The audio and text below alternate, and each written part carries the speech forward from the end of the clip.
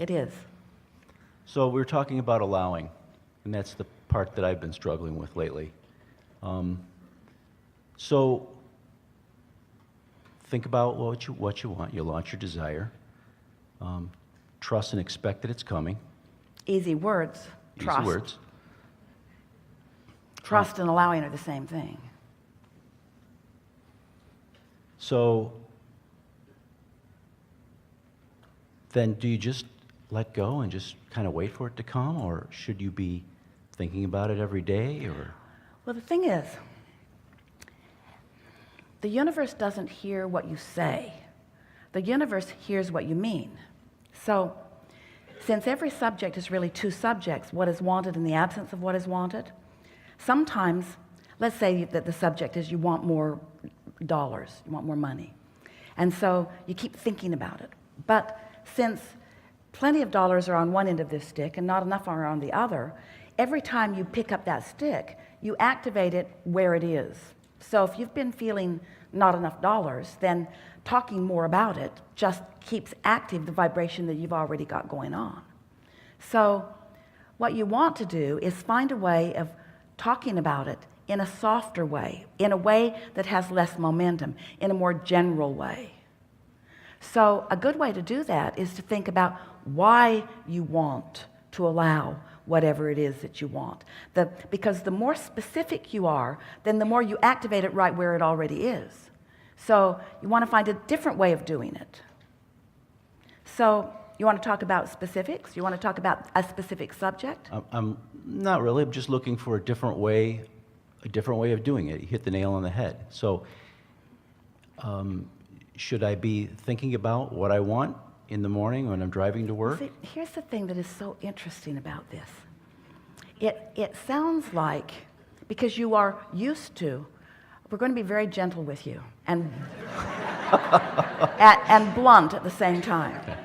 You are so accustomed to efforting in order to overcome your contradictory vibration that then when we start talking to you about these things, you want to do it with this too.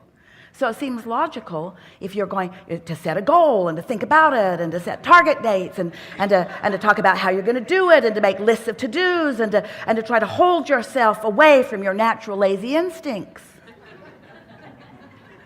Where what you're really wanting to do is first accept that you've already asked. Step one has already taken place.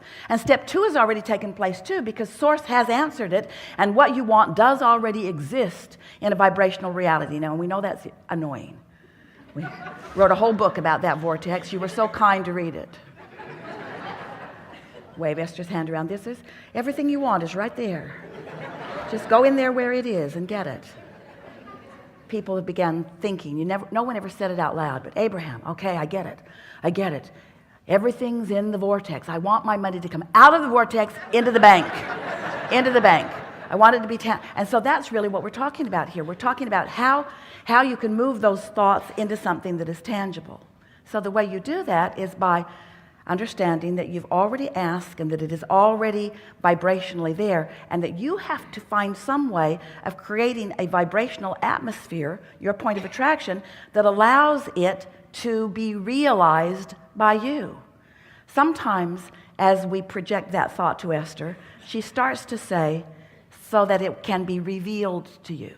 But that's not quite accurate, because it's always being revealed to you. The path of least resistance is always being offered to you.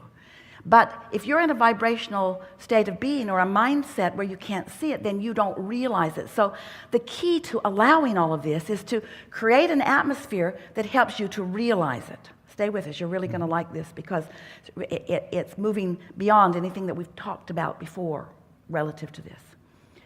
So rather than goal setting, rather than deciding what I want and going out there and finding some way of getting it, we want you to understand that the path is always unfolding beneath your feet. In other words, the path is coming to you. You just have to be in the mindset that you realize the path.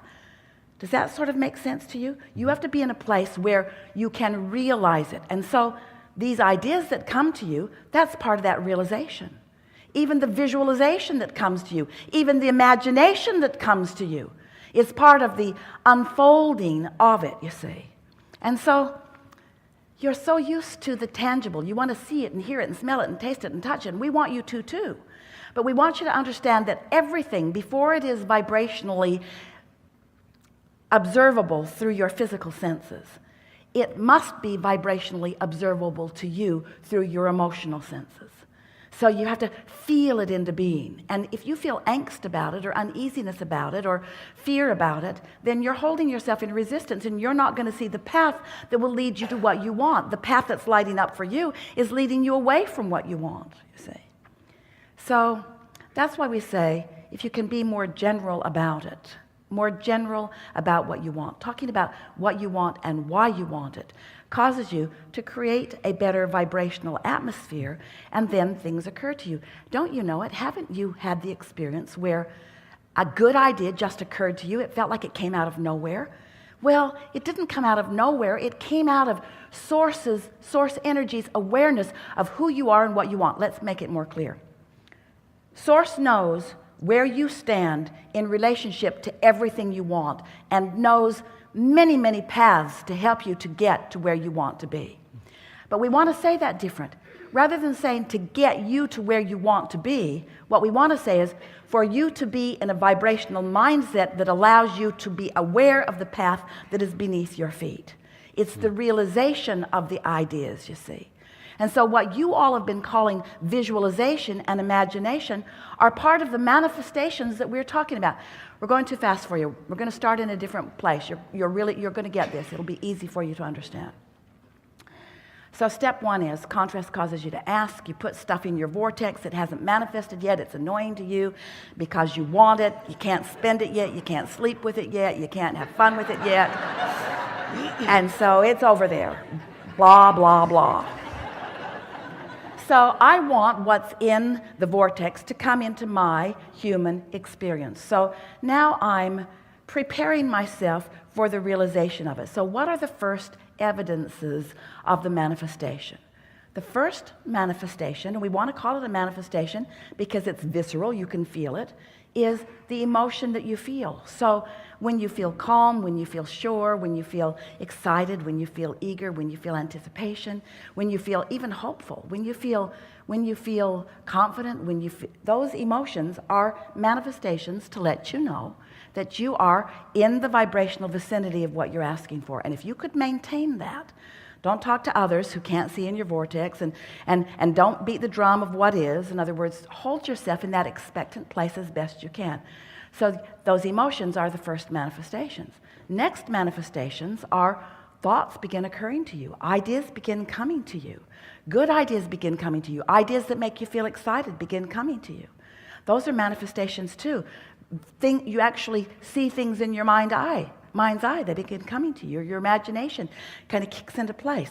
So can you feel the difference in what you were asking and in what we're telling you? Because for most humans who are so used to acting your way into what you want, pushing against the resistance that you've already set up, what we're encouraging you to do is to spend most of your time creating an environment that is conducive to you realizing, so that you are the receiver of the idea, so that you are the receiver of the vision, so that you are in the right place at the right time when somebody rendezvous with you. In other words, so first it's emotions, and then it's thoughts, and then it's visualization, and then it's people talking to you, and then it's people wanting to fund your project, and then. Never-ending support from all universal forces. You just have to prepare the atmosphere so that you can receive it, you see. Helpful? Yeah.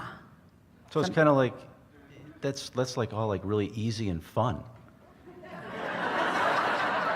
I mean, that's what I feel. It's just be easy about it. If you all would give yourselves a break and do more things that make you feel good. Esther would say to Jerry would say, what do you think about taking a walk? I don't have time. What do you think about, let's meditate. I don't have time to meditate. And we want to say, you don't have time not to. Because there's leverage in alignment that is nearly indefinable. In other words, when you take the time for alignment, when you meditate, you stop thought. And when you stop thought, you stop any resistant thought. And when you stop any resistant thought, now you're in alignment with your own desires. And now, you can get on these rampages where it feels like impossible things are unfolding. People around you are standing in amazement. Esther bought a house the other day, a really beautiful house. It turns out it is as easy to create a castle as a button. It's a castle. It has turrets and everything. And found it, walked through it on one day, and 1 week later closed.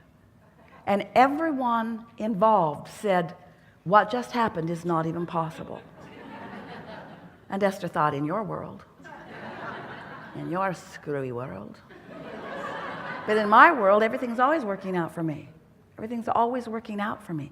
Everything is always working out for me because I have universal forces at my back.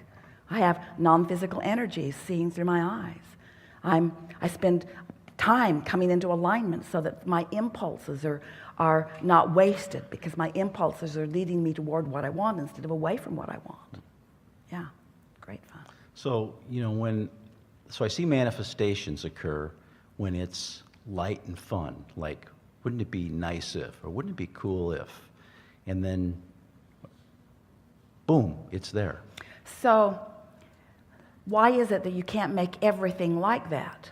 Well, that's kind of what I'm getting here. Well, because you've practiced it to be otherwise. In other words, the things that are light and fun, you're not heavily invested in them. You haven't thought about them much. The stakes don't feel that high. And you haven't practiced the thing that doesn't work with them so much because you didn't care so much.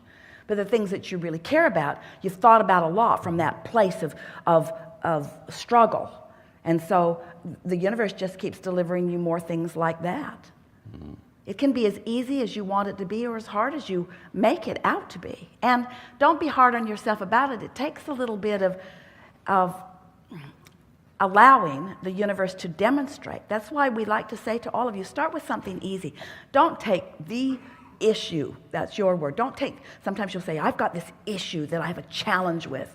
And just those words are a really strong indicator of how you're feeling about it. I've got this, I'm struggling. This is what I'm struggling with. And we want to just lighten the struggle. And so we'll say, let's talk about something lighter. We were having a conversation with a woman on a telephone many years ago when Esther had time to do that. And this woman was not having any of us. She wanted a psychic prediction. She wanted us just to give her psychic predictions of what was coming, and she did not want to learn how to create her own reality at all. And so she was not enjoying us. And we weren't getting anywhere with her. And so we said to her, let's talk about some things that you do not have so much resistance about. She said, why? We said, because it will feel better to you. And she said, all right. And so, like what? She said. And we said, well, let's talk about blue glass. And she said, why? We said, because you don't think about that very often. And she said, there's a reason for that. And we said, well, let's just talk about blue glass just for a little bit. Let's talk about how many varieties of the color blue there are and how the textures of glass vary so much. You can see right through some, and some are so opaque you can't see through it all. Some let light through. So many different varieties of blue glass. Blah, blah, blah, she is thinking. She's having none of it. So then we said, well, then let's talk about butterflies. Why? Because you don't think much about butterflies. Butterflies, the variety of butterflies. We talked about butterflies for a minute or so. And then we said, let's talk about feathers. She was having none of this and actually did end the conversation abruptly by hanging up. Jerry and Esther were in San Diego at the time. They were in La Jolla. And so they went over to George's to have lunch. And they parked their car at the La Valencia Hotel, and they were walking down the sidewalk to George's. And all of a sudden, Esther felt an impulse that she couldn't deny that was so powerful. She wanted to go inside this shop. Now, that in and of itself is not unusual for Esther. But her feeling was so strong that and Jerry did not want to go, which was not unusual for Jerry. But she dragged him in, and they got all the way to the back wall, and there was the most amazing wall of blue glass ever anywhere. Ceiling to floor, wall to wall, all kinds of different blue glass. Esther did not make the association, and Jerry had not been part of the conversation, and so he did not either. And so They were not interested in blue glass, and so they went on their way to lunch and had lunch, and they came out of the restaurant and they walked down to what's called the Cove, the most beautiful rocks and the most beautiful sea. And as they were walking across this long, lawned area, they were surrounded by a flurry of butterflies that was so intense they had to stop talking, which was not like them, in order to not eat butterflies. Still, Esther did not make any association with the conversation that had been an hour or so before.